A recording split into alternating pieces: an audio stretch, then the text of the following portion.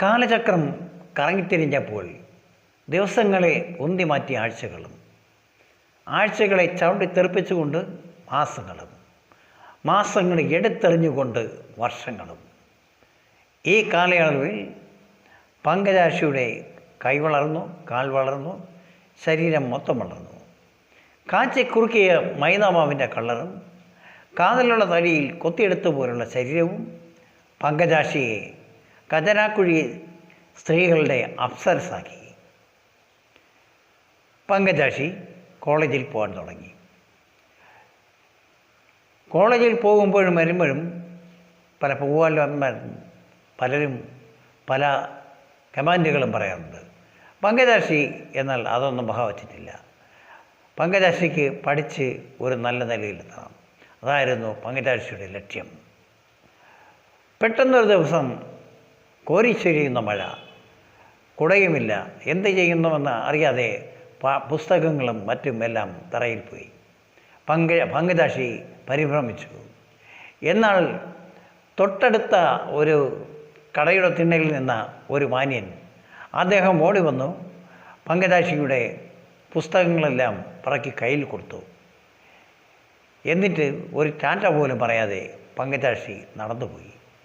പിറ്റേ ദിവസം പങ്കജാക്ഷി പതിവിൽ നേരത്തെ കോളേജിലേക്ക് വന്നു. ചുറ്റും നോക്കി, പക്ഷേ അദ്ദേഹത്തെ കണ്ടില്ല. പങ്കജാക്ഷി മനസ്സ് തകർന്ന പങ്കജാക്ഷി മനസ്സില്ലാ മനസ്സോടെ കോളേജിൽ പോയി. തിരിച്ചു വരുമ്പോഴും അദ്ദേഹത്തെ കണ്ടില്ല. പിറ്റേ ദിവസവും പങ്കജാക്ഷി പതിവിൽ നേരത്തെ കോളേജിൽ പോയി. ചുറ്റും നോക്കി, അതാ അദ്ദേഹം തൻ്റെ മുന്നിലേക്ക് വരികയാണ്. എന്ത് ചെയ്യണമെന്നറിയാതെ, എന്ത് പറയണമെന്നറിയാതെ പങ്കജാക്ഷി പരിഭ്രമിച്ചു.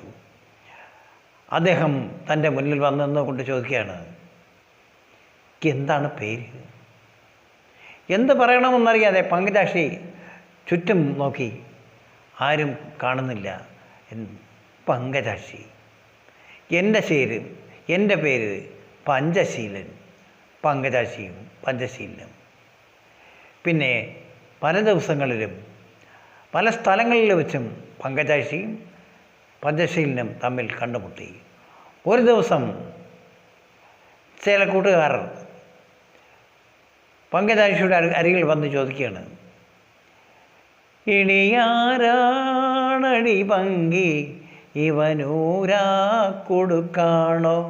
ഇടിയാരാണടി പങ്കി ഇവനൂരാ കൊടുക്കാണോ?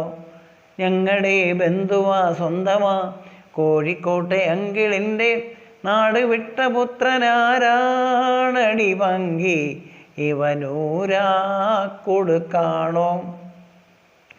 എങ്ങനെയെങ്കിലും പങ്കജാക്ഷിക്ക് അവിടെ നിന്ന് പോയി കിട്ടിയാൽ മതിയെന്നായി. ഒരു തരത്തിൽ പങ്കജാക്ഷി അവിടെ നിന്ന് പോയി. പിറ്റേ ദിവസം പങ്കജാക്ഷി ഞെട്ടിക്കുന്ന ഒരു വാർത്ത കേട്ടു. 3-4 പേർ ചേർന്ന് പഞ്ചശീലനെ ക്രൂരമായി മർദ്ദിച്ചു. അദ്ദേഹം ഏതോ ഒരു ഹോസ്പിറ്റലിലെ തിണ്ണയിൽ കിടന്നു. പങ്കജാക്ഷി ഒന്ന് മനസ്സിൽ വിചാരിച്ചു, എത്രയും പെട്ടെന്ന് അദ്ദേഹത്തെ കാണണം, അദ്ദേഹത്തെ ചെന്ന് കാണാതെ തനിക്ക് സമാധാനമില്ല.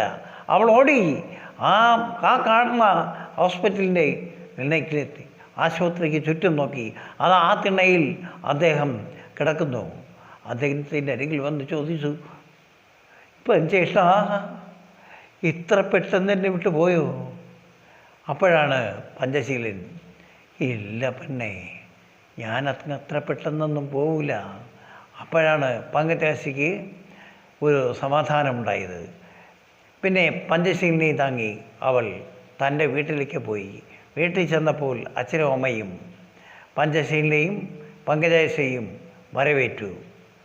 പ്രിയമുള്ളവരെ, ഈ കഥ എല്ലാവരും കേൾക്കണം, സബ്സ്ക്രൈബ് ചെയ്യണം, ലൈക്ക് ചെയ്യണം എന്നപേക്ഷിച്ചുകൊണ്ട് എല്ലാവരുടെയും സ്നേഹ പ്രദത്തോടുകൂടി ഈ കഥ ഇവിടെ അവസാനിക്കുന്നു.